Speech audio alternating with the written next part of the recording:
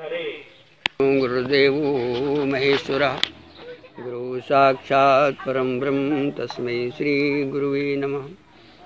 वसुदेवसुतं देवं कंसचाणूरमर्दनं देवकी परमानंदं कृष्णं वंदे जगद्गुरुं आदरणीय समस्तो हमारे संतजन, बंधुजन, भक्तजन, स्नेहमयी माताओं, आइए कुछ कहने के पहले हम परमात्मा से शक्ति प्राप्त करें, क्योंकि हमें भगवान की गुणानुवाद गाने के लिए बल चाहिए, बुद्धि चाहिए और निरोगता चाहिए। आइए, आज मंगलवार है, हम हनुमान जी का आह्वान करें जिससे वो हमें बल बुद्धि प्रदान करें, जिससे हम उनके भगवान का और उनका गुणानुवाद करने में हम अपने तन मन को लगाएं। श्री राम जय जय राम, श्री राम जय जय राम। श्री गुरु चरण सरोज रज निज मन मुकुर सुधार, वर्णो रघुवर विमल यशो जो दायक फल चार फल होते हैं। बुद्धिहीन कैसे मिलेंगे जब हम बुद्धि से हीन हैं। बुद्धिहीन तन जान के असुमरो पवन कुमार, बल बुद्धि विद्या देव मोहि और हरहु कलेश विकार। बोलिए हनुमान जी महाराज की। अभी हम आपने हरि अनंत, हरि कथा अनंता, भगवान अनंत है, कथाएं उनकी अनंत हैं, कहने सुनने वाले भी अनंत हैं। आइए हम आप भी उस अनंत में जुड़ जाएं और जितना हमारे पास पात्र है, गोस्वामी जी कहते हैं, कभी न हो नहीं चतुर कहाऊँ, कभी न हो नहीं चतुर कहाऊँ और मति अनुरूप राम गुण। हमारे आपके पास जितनी भगवान ने हमें मति दी है तो वो सागर अनंत, लेकिन जितना बर्तन है उतना भर पाओगे आप। आइए हम आप भी उस अनंत को अपने अंदर समेटने का प्रयास करें। जितना पात्र है लें। हमारे महाराज जी ने शुरुआत में एक सूरदास का पद गाया था, हमारा उसमें चिंतन चल रहा था।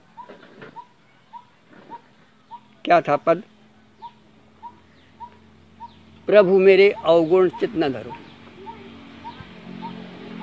इतना मैं अवगुणों से भरा हुआ हूँ। शायद हम आप तो अच्छे होंगे, लेकिन कहते हैं सूरदास जी इतने अवगुणों से भरे थे। एक महिला पर निगाह पड़ गई उनकी और उसके पीछे दीवाना हो गए। चल दिया पीछे पीछे कि जरा इसका चेहरा तो देख लूं। अभी तो मैंने पीछे से देखा है, जरा सा आगे से भी देख लूं। अंदर वो गई थी पानी भरने के लिए, और जब वो अंदर चली गई तो कहते हैं सूरदास जी वहीं पर बैठ गए। और उसका पति आया तो ने कहा, भैया महाराज कैसे? दरवाजे में। उन्होंने कहा, मैं ऐसे आया हूँ कि अभी यहाँ से एक बहू जो है पानी भरने गई थी, मैंने उसको अभी जी भर के देखा नहीं, मैं उसको थोड़ा देखना चाहता हूँ। उन्होंने कहा, महाराज ऐसी बात, आप उसको देख करके अपने को ठंडा कर लेंगे? चलो कोई बात नहीं, बुलाता हूँ। बुलाया, देखा, क्या विचार आया? विचार ही आया कि हे परमात्मा, तुमने मुझको नेत्र दिए हैं, और इस नेत्रों से मैं क्या देख रहा हूँ, कितना मेरे अंदर अवगुण भरा हुआ है। इसी नेत्र से मैं इसको माँ देख सकता था, लेकिन आज मैं काम का शिकार हो रहा हूँ। और कहते हैं 2 कांटे लाए और उन्होंने अपनी आँखों को सदैव के लिए, न रहेगा बांस न बजेगी बांस। कहने का भाव क्या है? इसी तरह से हम आप जब सूरदास व्यक्ति, ऐसे व्यक्ति इतने महान होते हुए इतने अवगुणों से भरे थे, कहते हैं मौसम कौन कुटिल खलकामी, जो तन दियो ताहि बिसरायो ऐसो नमक हरामी। वही सूरदास जब महान हुए, चल दिए, बिजली को हम छू लें तो मौत है, और उस बिजली को हम इसमें लगा दें तो ये अमृत हो जाता है। सूरदास ने अपनी बिजली वापस की और लिखते हैं प्रभु मेरे अवगुण,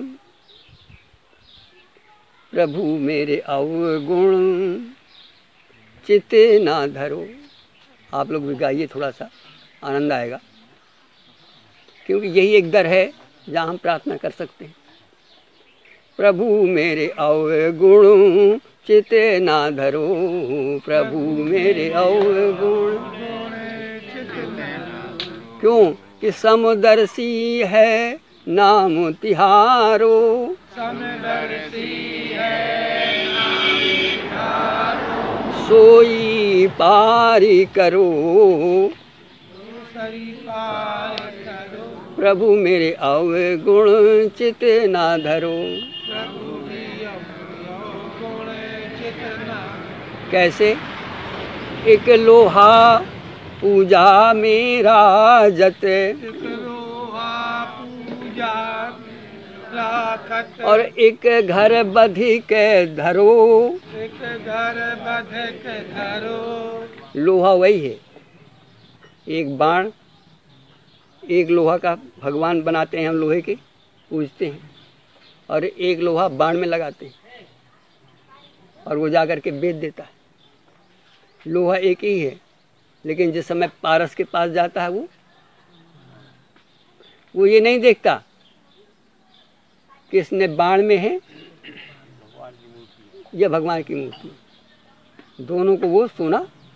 एक लोहा पूजा मेरा जत, एक लोहा पूजा मेरा, एक घर बधी के परो, एक घर बधी के परो। सो दुविधा पारस नहीं राखत, ये दुविधा पारस नहीं राखत। और कंचन करत खरो, कंचन करत खरो। प्रभु मेरे अवगुण चित्त ना धरो। प्रभु जी मोरे अवगुण चित्त ना धरो। अभी तसल्ली नहीं हुई, फिर कहते हैं एक नदिया एक नाल कहावत, एक नदिया एक नाल कहावत। एक नदी में जल बह रहा है और एक नाले में गंदगी बह रही है, लेकिन जब दोनों गंगा जी में गए, फिर गंगा जी सोचती हैं क्या कि ये नदिया का पानी है, ये नाले का पानी है। एक नदिया एक नाल कहावत, एक नदिया एक नाल कहावत। मैलो नीर भरो, और सब मिल एक बरन भय गए, अरे गंगा नाम परो, गंगा नाम परो। प्रभु मेरे अवगुण चित्त ना धरो। प्रभु जी मोरे अवगुण चित्त ना। अभी तसल्ली नहीं हुई, फिर कहते हैं अरे तन माया जीव ब्रह्म है कहावत। तन माया जीव ब्रह्म कहावत। ये तन माया का है, इसमें जीव है वो साक्षात ब्रह्म है। लेकिन हुआ क्या, मिल करके बिगड़ गया। जैसे गंगा जल और शराब, भूमि भरत भाट आबर पानी, अजिम जीवई माया मिल गया।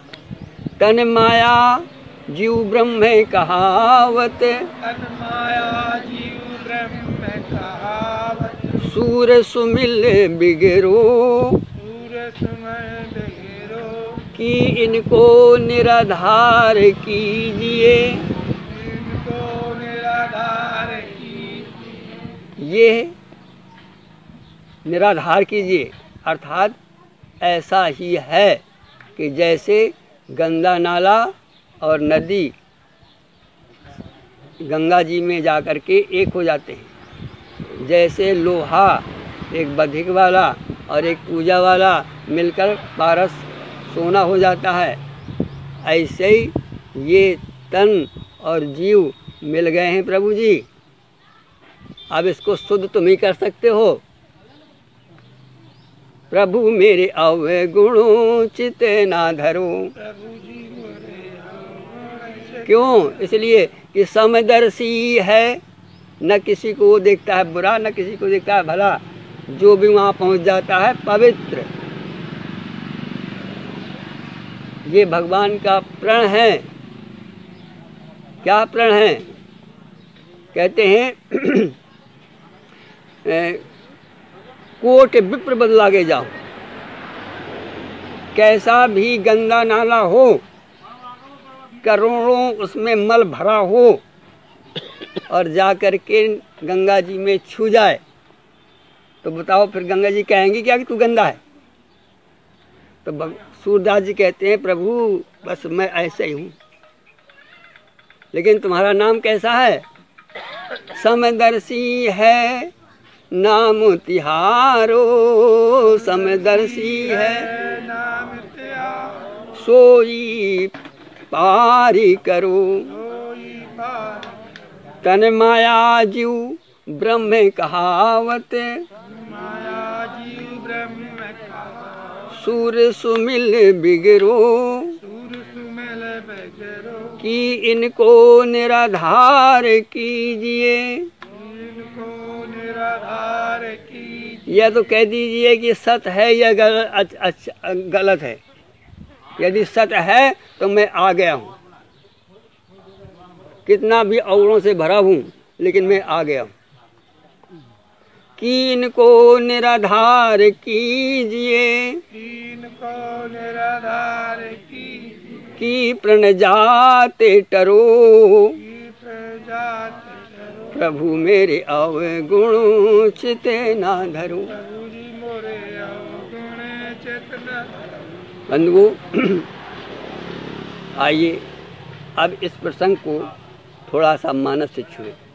इसलिए हमने कहा था कि बिना मानस के मंच शोभित नहीं होता, क्योंकि जो हम बात कहते हैं वो माँ के द्वारा कही हुई बात को ही हम कहते हैं, और माँ हमारी शास्त्र है। क्योंकि हमारा संबंध सबसे पहले माँ से ही होता है, और माँ जिसको बाप कह देती है हम उसी को मान लेते हैं, इसके अलावा कोई रास्ता। इसलिए हम बार बार निवेदन करते हैं कि एक मंच पर मानस को रखना बहुत अति आवश्यक है। आइए बंधुओं अब हम इसी प्रसंग को थोड़ा सा माँ के कथनानुसार, मानस के कथनानुसार थोड़ी सी विवेचना करना चाहते हैं। समय के अंतराल में आप लोग ध्यान देकर सुने। यदि वहाँ सुनाई न पड़ता हो तो नज़दीक आ जाएं, जगह है। आइए बंधु आ जाइए थोड़ा सा, नहीं कहा और ना कहा बराबर हो जाएगा। आइए बंधुओं देखें मानस क्या कहती है।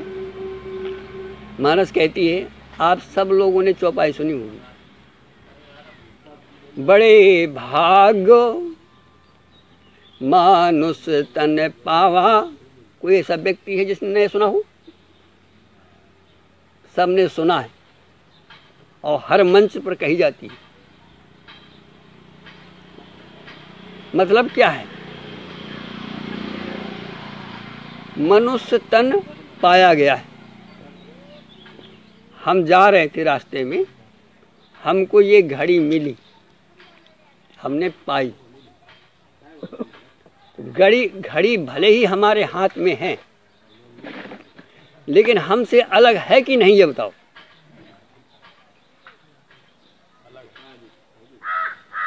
ये बात आज आप नोट कर लो, जीवन बदल जाएगा। गोस्वामी जी कहते हैं मनुष्य तन को तुम्हें दिया गया है, ऐसे नहीं पाया जैसे हमने घड़ी पा ली हो।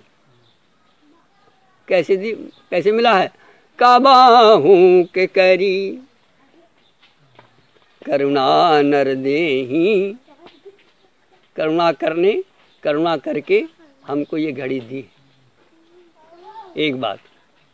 दूसरी बात ये है कि जब हमने कोई चीज़ पाई है तो वो हमसे अलग है कि नहीं महाराज जी?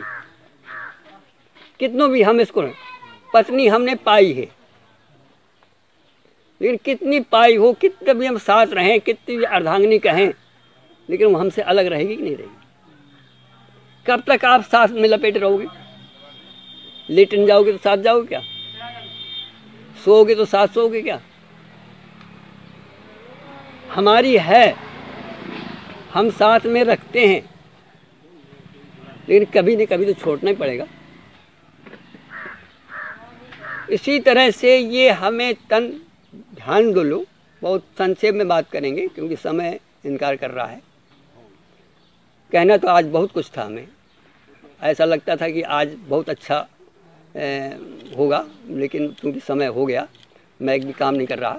खैर आइए, देखिए, ध्यान देना, ये निर्वात सत्य है कि ये शरीर है और इसको, शरीर को कोई पा रहा है कि नहीं?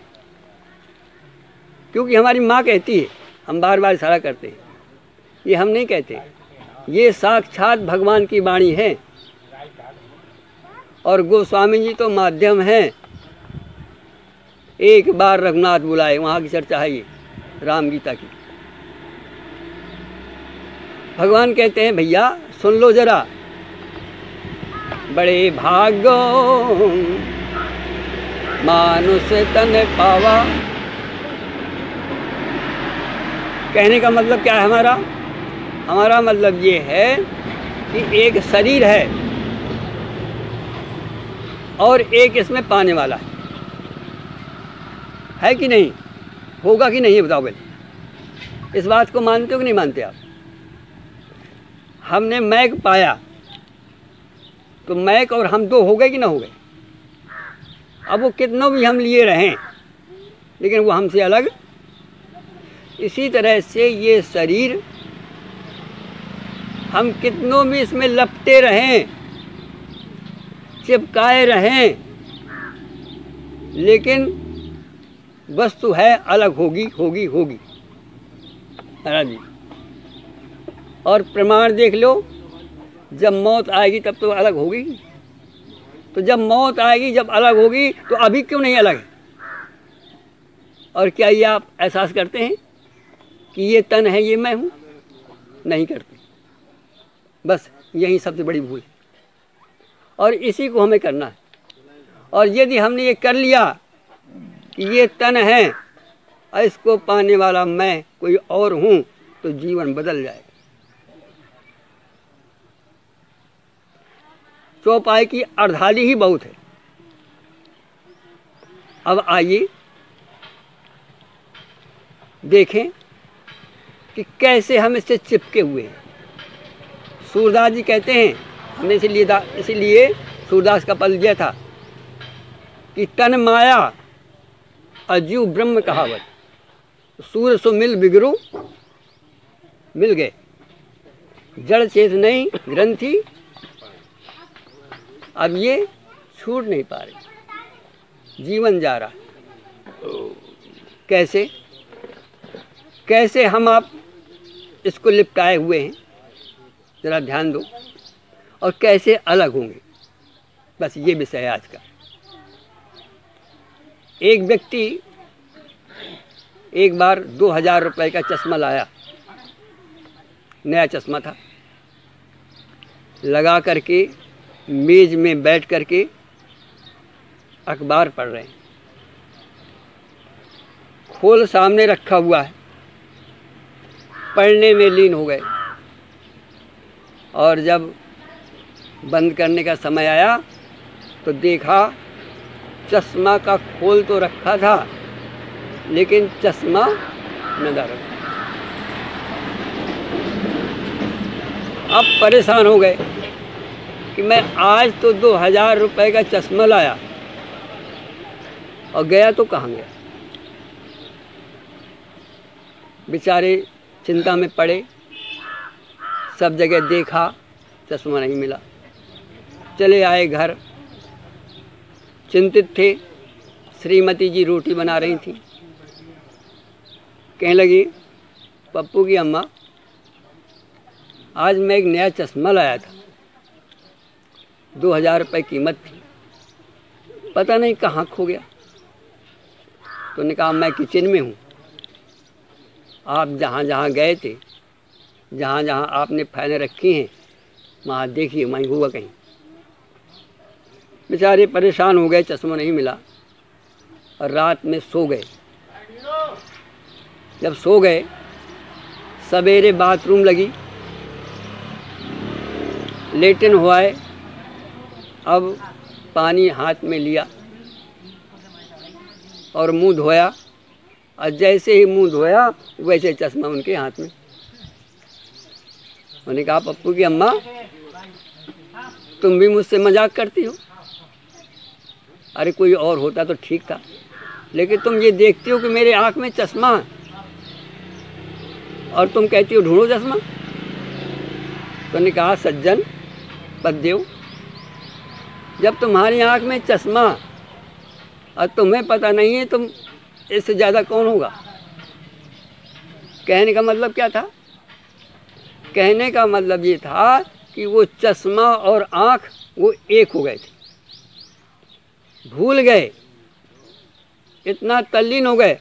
ऐसे हम आप इस तन को पा करके ये पता नहीं है कि ये तन हम पर लगा हुआ, पाई हुई चीज़ है। और शायद होश में ये आ जाता कि जब मैं अखबार पढ़ रहा हूँ और बिना अखबार में पढ़ता नहीं था तो चश्मा कहाँ होगा। शायद हमको ये होश आ जाए कि हम जो बोल रहे हैं, यदि बोलने वाला वो ना होता तो क्या हम बोल लेते क्या? बोलो। हम देख रहे हैं, यदि उसके अंदर देखने वाला ना होता तो क्या हम देख लेते क्या? कितना हम भूले हुए हैं उस पर। ऐसे ही सूर सुमिल तन्माया, जीव ब्रह्म कहावत, सूर सुमिल बिगड़ो। तो बंधुओं, करें क्या? कैसे ये स्मृति जागृत हो कि ये चश्मा है और इससे जो देख रहा है वो मैं हूँ, तो फिर हमें माँ की याद आएगी। इसलिए हम बार बार कहते हैं लेकिन हम ये सोचते हैं कि यदि मंच पर रामायण न होगी तो हम आएंगे नहीं। क्या कहती है माँ? माँ कहती है, जग पेखन तुम देखन हारे, और विधि हरि शंभु नचावन हारे। ये जो जगत है, जो दिख रहा है, ये तो है चश्मा, और इसको जो देख रहा है वो है तू। अर्थात इससे अपने को याद कर, जो इसमें देख रहा है वो है तू, तू ये नहीं है। महिमा क्या है? विधि हरि शंभु नचावन हारे। और वो जो तेरे अंदर वो छिपा है ना, उसी से सारा ब्रह्मा विष्णु महेश नाचते हैं, चलते हैं, उठते हैं, बैठते हैं। अर्थात जागते, सोते, उठते, बैठते, जैसे एक नाटककार नाटक खेलता है आदमी बना औरत है, लेकिन 24 घंटे अपने को आदमी याद रखता है। ऐसे ही तुम, हम उस आदमीपन को, उस चेतनापन को, उस जीवपन को, उस ब्रह्मपन को याद रखो कि मैं ये नहीं हूँ, मैं इसको देख रहा हूँ, वो मैं चल रहा हूँ, मैं चल नहीं रहा, शरीर चल रहा है, मैं इस चलने को देख रहा हूँ। भोजन शरीर कर रहा है, मैं इस भोजन करने को देख रहा हूँ।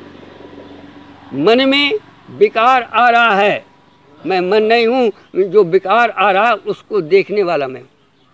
बुद्धि क्या सोच रही है, ये बुद्धि है, और इस बुद्धि को जो जान रहा है वो मैं।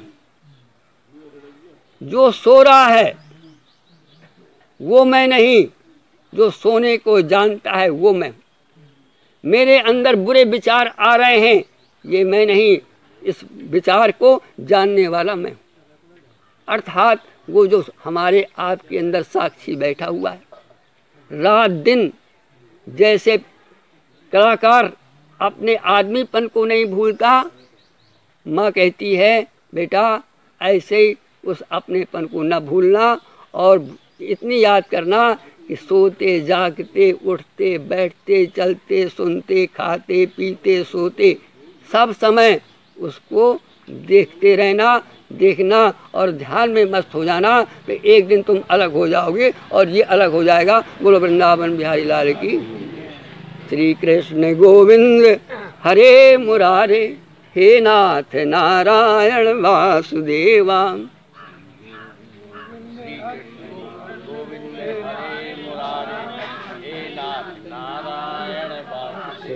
हे नाथ अब तो ऐसी दया हो, अरे जीवन निरर्थक जाने न पाए। माता जी चलना, लेकिन ये ध्यान करना कि हमारे पीछे कोई हमें चलने को देख रहा है। तुम्हारे अंदर बैठा है वो, समझे? कोई ऐसा व्यक्ति नहीं है और वही तुम हो, तुम ये नहीं हो। इस बात को हमेशा हमेशा ध्यान रखना, तो तुम उसको पा जाओगे जिसको ढूंढ रहे हो। बोलो वृंदावन बिहारी लाल की।